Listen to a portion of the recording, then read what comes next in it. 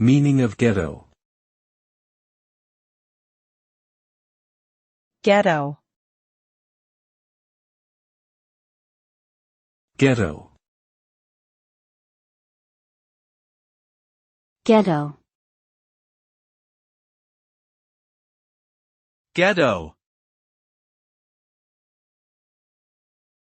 The word ghetto has a few different meanings depending on the context. Historically, it referred to a segregated area where Jewish people were forced to live in many European cities during the Middle Ages. Today, it can refer to any impoverished or marginalized community, regardless of ethnicity or religion. Additionally, it can be used more broadly to describe any area or situation that is seen as cramped, isolated, or lacking in resources.